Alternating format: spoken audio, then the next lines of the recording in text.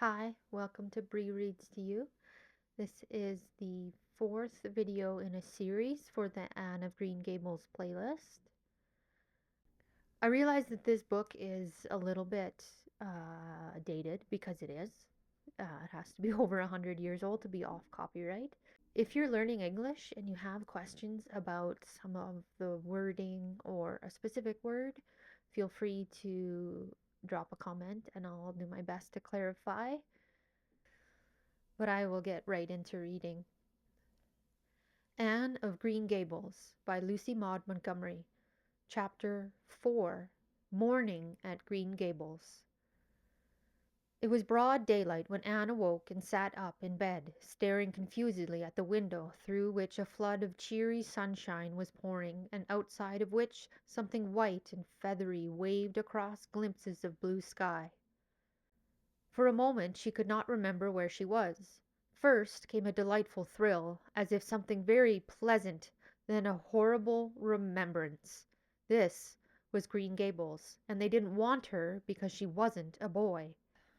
But it was morning, and, yes, it was a cherry tree in full bloom outside her window. With a bound she was out of bed and across the floor. She pushed up the sash. It went up stiffly and creakily, as if it hadn't been opened for a long time, which was the case, and it stuck so tight that nothing was needed to hold it up. Anne dropped on her knees and gazed out into the June morning, her eyes glistening with delight. Oh, wasn't it beautiful? Wasn't it a lovely place? Suppose she wasn't really going to stay here. She would imagine she was. There was a scope for imagination here. A huge cherry tree grew outside, so close that its boughs tapped against the house, and was so thick set with blossoms that hardly a leaf was to be seen. On both sides of the house was a big orchard, one of apple trees and one of cherry trees, also showered over with blossoms, and there was grass all sprinkled with dandelions. In the garden below were lilac trees, purple with flowers, and their dizzily fragrance drifted up to the window on the morning wind. Below the garden a green field lush with clover sloped down to the hollow where the brook ran and where scores of white birches grew, upspringing airily out of an undergrowth suggestive of delightful possibilities in ferns and mosses and woodsy things generally.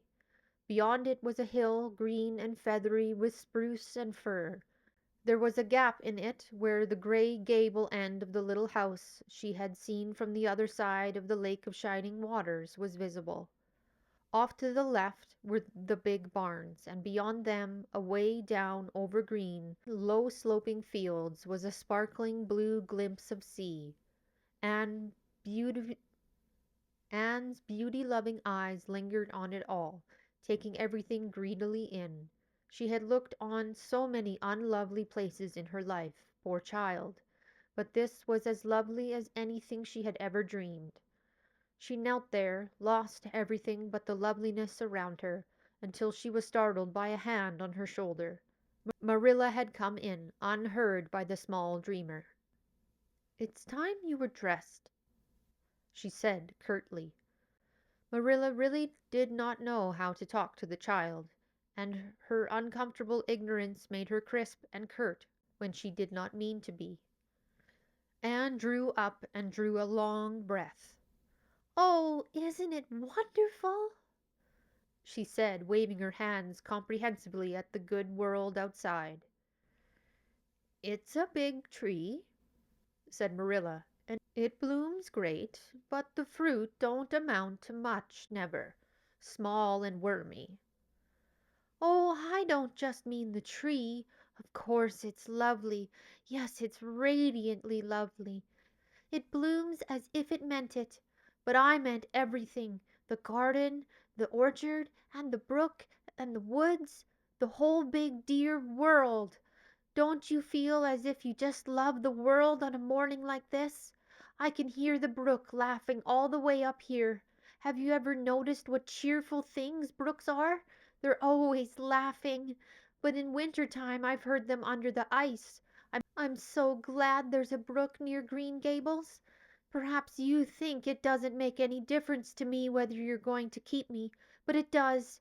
I shall always like to remember that there is a brook at Green Gables, even if I never see it again.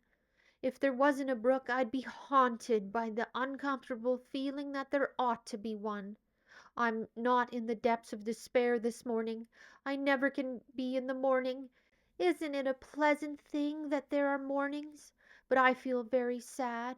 I've just been imagining that it was really me you wanted after all, and that I was to stay here forever and ever. It was a great comfort while it lasted. But the worst of imagining things is that the time comes when you have to stop, and that hurts. You'd better get dressed and come downstairs and never mind your imaginings, said Marilla as soon as she could get a word in edgewise. Breakfast is waiting. Wash your face and comb your hair. Leave the window up and turn your bedclothes back over the foot of the bed, and be as smart as you can. Anne could evidently be smart to some purpose, for she was downstairs in 10 minutes' time, with her clothes neatly on, her hair brushed and braided, her face washed, and a comfortable consciousness pervading her soul that had filled all Marilla's requirements. As a matter of fact, however, she had forgotten to turn back the bedclothes. "I'm pretty hungry this morning," she announced as she slipped into the chair Marilla placed for her. "The world doesn't seem such a howling wilderness as it did last night. I'm so glad it's a sunshiny morning. But I like rainy mornings real well, too. All sorts of mornings are interesting, don't you think? You don't know what's going to happen through the day, and there's so much scope for the imagination. But I'm glad it's not a rainy day today, because it's easier to be cheerful and bear up under affliction on a sunshiny day. I feel that I have a good deal to bear up under. It's all very well to read about sorrows and imagine yourself living through them heroically, but it's not so nice when you really come to have them, isn't it?" "For pity's sake, hold your tongue," said Marilla. "You talk entirely too much for a little girl." Thereupon Anne held her tongue so obediently and thoroughly that her continued silence made Marilla rather nervous, as if in the presence of something not exactly natural. Matthew also held his tongue, but this was natural, so the meal was a very silent one.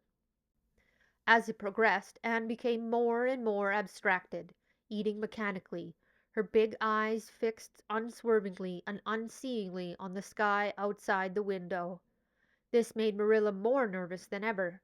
She had an uncomfortable feeling that while this odd child's body might be there at a table, her spirit was far away in some remote airy cloudland, borne aloft on wings of imagination.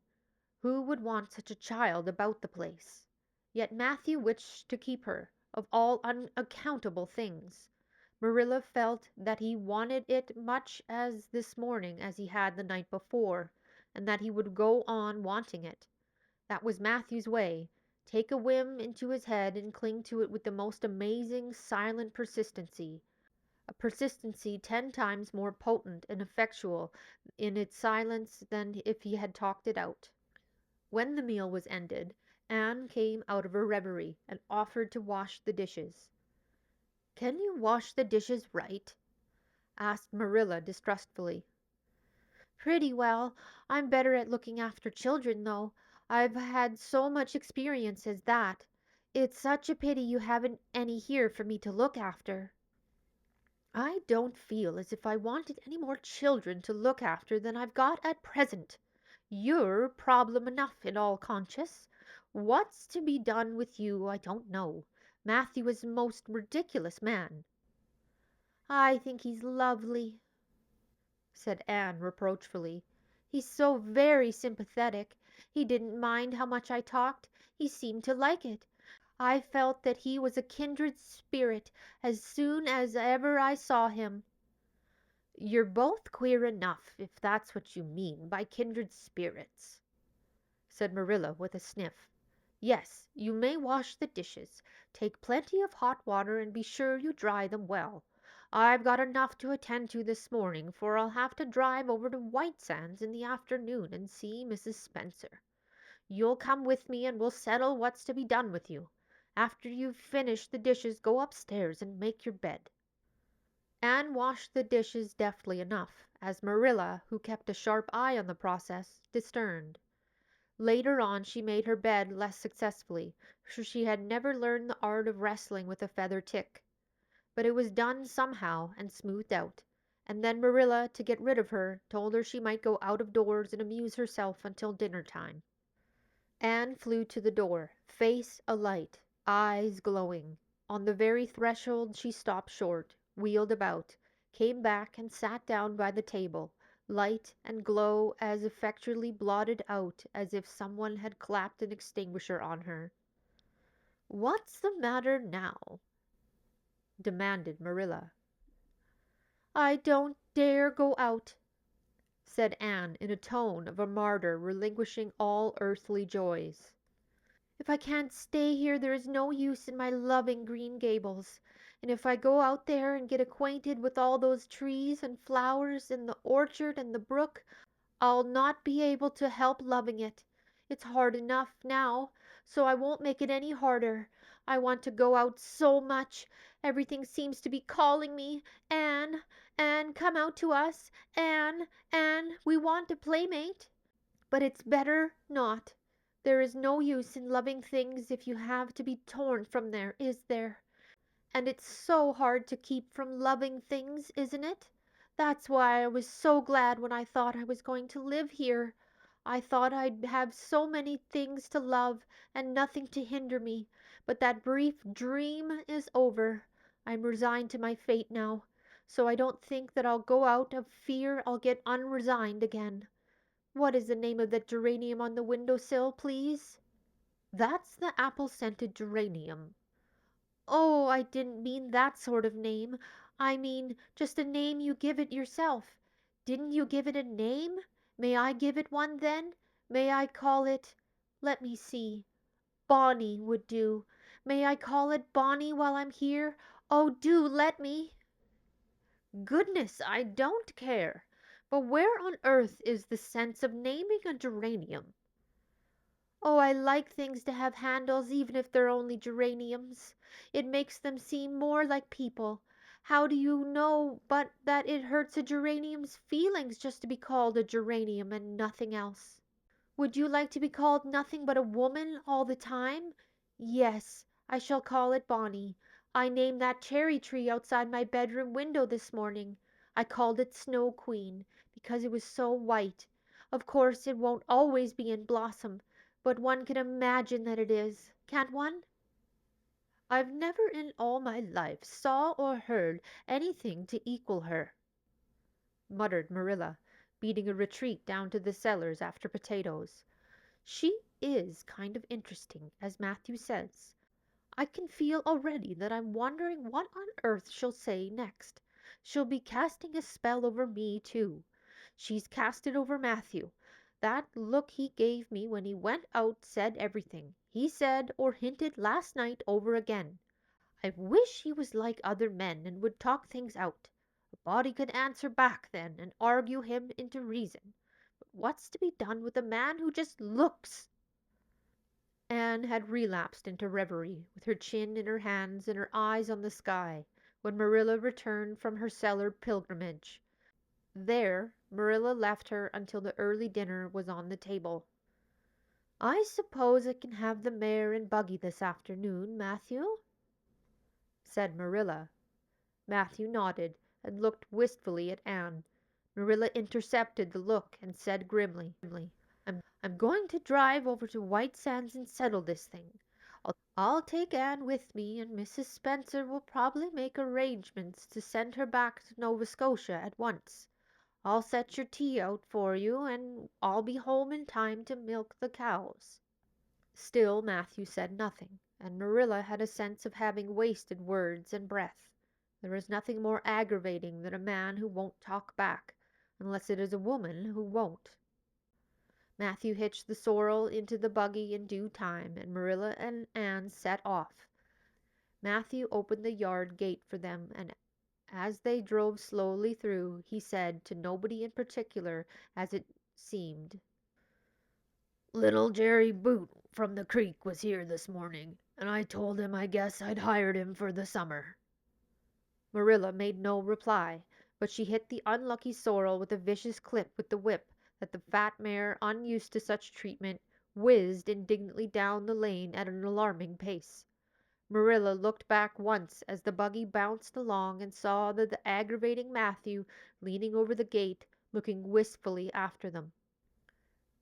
That was chapter 4 of Anne of Green Gables by Lucy Maud Montgomery. I hope you enjoyed it. Bye.